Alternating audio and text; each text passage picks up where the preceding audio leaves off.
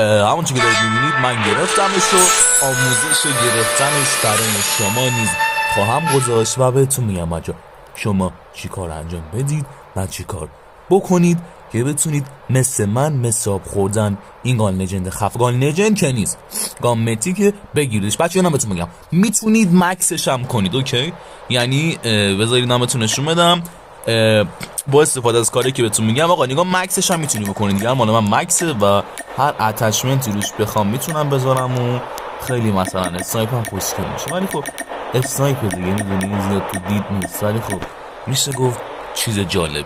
بعد کلوکتیشن هم بچه براتون همشون میاد، یعنی همشون براتون میاد. چند تا هم از اینا اضافی تازه میانی و کلم خیلی آموزش خفنیه. حتما ویدیو لایک بکنید که آقا بریم سراغ آموزش. و آقا در اولین مرحله شما باید استریمر مود باشید. الان میبینید اون بالا اسم من مبیناست. الان استریمر مود میکنم. استریمر مود چیه؟ میریم تو تنظیمات، این پایین چند بار خاموش روشنش میکنیم و در آخر رو آن میذاریم. آن الان بچه این پایین رو دقت بکنید اسم من استریمر مود شده. و بعدش بچه شما میرید داخل مولتی پلیرتون. حالا لودات 1 2 3 4 5 6 7 8 فرقی نداره. من بچه همیشه لودات 5 رو میچینم چون واقعا حالا 5 بریم 10 رو بچینیم 10 نه 8 رو بچینیم میزنیم رو 8. بعد میریم آقا داخل DLQ رو میخوایی لجن کنید دیگه بهتون آموزش میدم.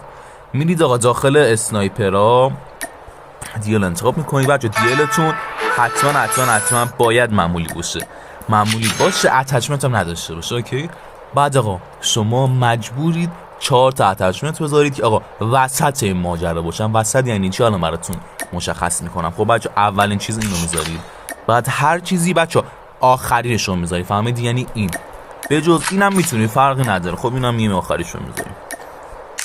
الان باز تو کامنت میخواید بپرسید چرا اسکوپ آخری نذاشته. خب اونم آخری میذاریم. اینم که یه دونه است، اینم که آخری.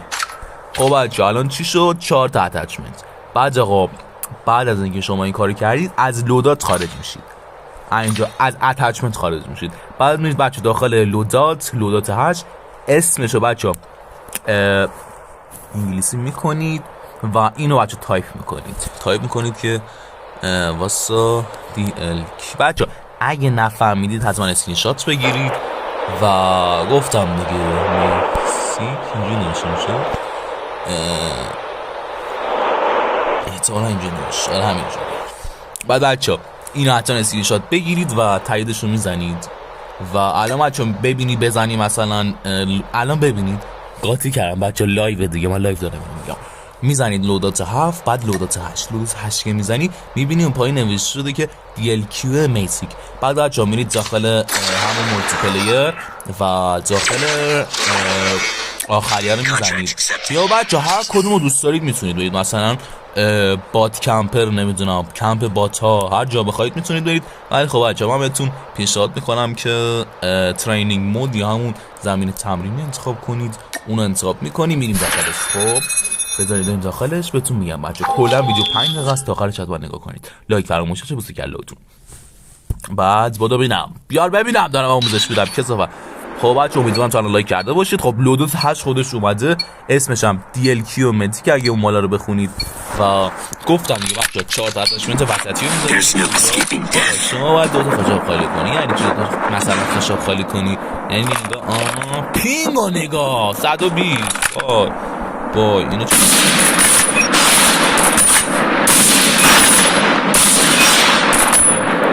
خشاب بریم خشاب بعدی پینگ یا هستم وات خب بریم خشاب بعدی.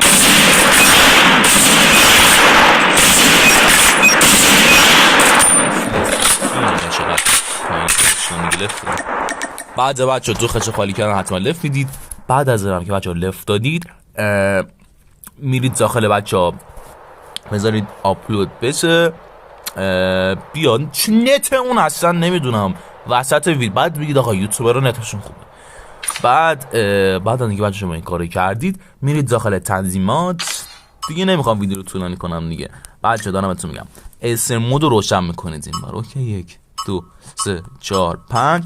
بعد بچه از اکانتتون لوگ اوت میکنید، یعنی خارج میشید. بعد از اینکه بچه خارج شدید بعد 2 ساعت برگردید. اوکی، نری 2 دقیقه دیگه برگردید. 2 ساعت آقا کالاف بازی نکن. فرض کن درس داری میخونی، کالاف بازی نکن 2 ساعت فقط. اوکی، 2 ساعت کالاف بازی نمیکنی.